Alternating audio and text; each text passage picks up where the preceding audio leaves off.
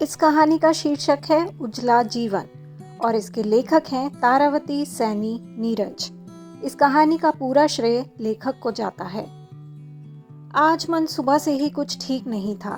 कहीं जाने का मन नहीं था, कुछ काम करने का मन नहीं था, पर पति सतीश के कहने पर केतकी उसके साथ गांव जाने के लिए अनमने ढंग से तैयार हो गई। मना करती तो सही नहीं लगता। उसने शाम को ही तो मम्मी पापा से बातें की थी, सब बढ़िया है, फिर भी पता नहीं क्यों अजीब सी घबराहट हो रही है। इसी कश्मकश के बीच केतकी गाड़ी में बैठ गई। केतकी ने अपने मन को समझाया कि बस ऐसे ही हो रहा होगा। गाड़ी में चुपचाप बैठ गई। उसे कुछ देर बाद प्यास लगी। उसने पति से कहा, मैं पानी की बोतल लाना भूल गई हूँ, रास्ते में पानी ले लेना, मुझे प्यास लगी है। ये सुनते ही उसके पति ने कुछ कहा तो नहीं, पर वो उसकी आंखों से समझ गई कि वो क्या कहना चाहता था। तुम्हारा ध्यान कहाँ रहता है, कुछ पता नहीं, एक काम ढंग से नहीं कर सकती तुम। हालांकि प्यास तो केतकी को गाड़ी में बैठते ही लग गई थी, पर उसने इसलिए कुछ नहीं कहा क्योंकि उसको उसकी गलती गिना दी जाएगी। लेकिन आगे रास्ता लंबा था और उसे घबराहट भी हो रही थी, इसलिए उसे बोलना पड़ गया। एक जगह सतीश ने गाड़ी रोकी और वो पानी लेने चला गया। आया तब तक केतकी बहुत रो रही थी। उसे देखकर सतीश ने पूछा, तुम रो क्यों रही हो? लेकिन केतकी आंखों से बहती अश्रुधारा और रुंधे गले से कुछ बोल ही नहीं पाई। तो उसके पति ने फिर कहा, बात क्यों नहीं कर रही हो, क्या हुआ है?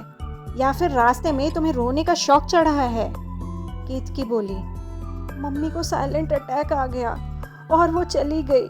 आज मेरा मन सुबह से ही बहुत घबरा रहा था, पर मुझे क्या पता था इतनी बड़ी बात हो जाएगी।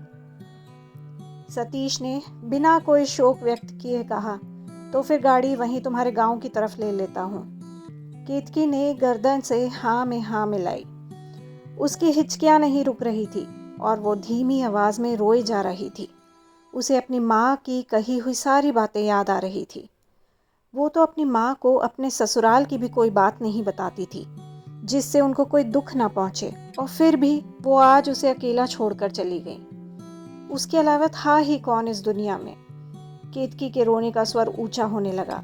सतीश को उसे रोता देखकर दुख नहीं चिढ़ हो रही थी, तो उसने अपने ईयरफोन निकाले और कानों में लगाकर गाने सुनने लगा, जैसे कौन मरा है इससे उसका कोई वास्ता ही नहीं।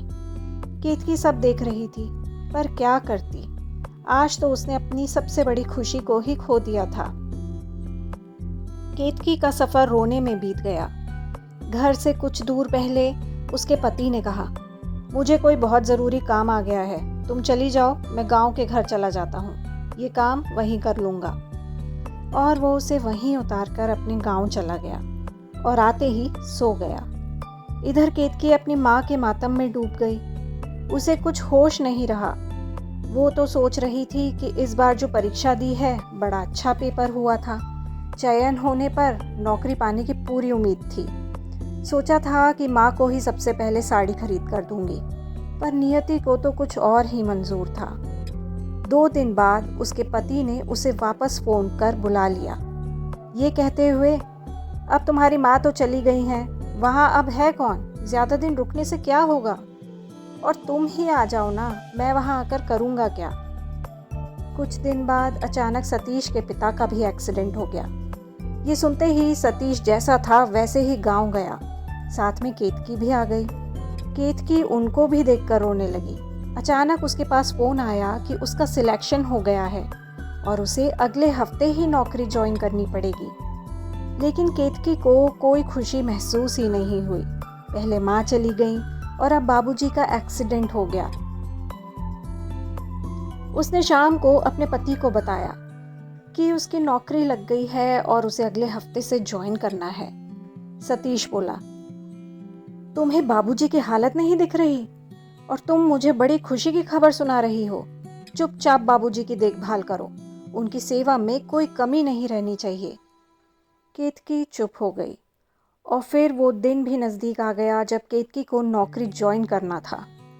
सतीश की ओर से कोई जवाब न आता हुआ देखकर केतकी ने फिर हिचकते हुए पूछा, कल ज्वाइनिंग है, क्या करूं? क्या करूं? तुम अब नौकरी करने जाओगी? और यहाँ बाबूजी का क्या होगा? एक दिन की तो बात है, एक बार ज्वाइन तो कर लूँ। और यहाँ माँ तो है, वो संभाल लेंगी, फिर आगे क्या होता है वो देख लेंगे। लेकिन सतीश ने केतकी की पूरी बात भी नहीं सुनी और उसे नौकरी ज्वाइन करने से मना कर दिया। पूरी रात केतकी सोचती रही, रोती रही, उसे घुटन हो रही थी। सुबह हुई तो केतकी ने सतीश से कहा, मुझे नौकरी ज्वाइन करनी है। मैंने मना कर दिया ना, तुम कहीं नहीं जाओगी। मैं जाऊंगी। ये सुनते ही सतीश खड़ा हुआ और गुस्से में बोला, बहुत जुबान चल रही है तुम्हारी। मैं जाऊंगी।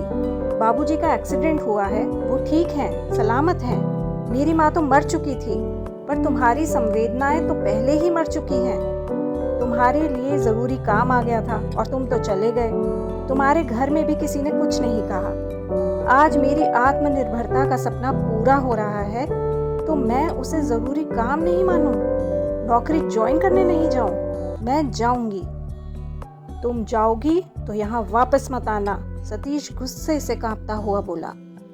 केतकी बोली, सचमुच जिस आदमी की दूसरों के प्रति संवेदनाएं मर चुकी हो और निज स्वार्थ सबसे ऊपर हो, वहाँ मुझे वापस आना भी नहीं चाहिए।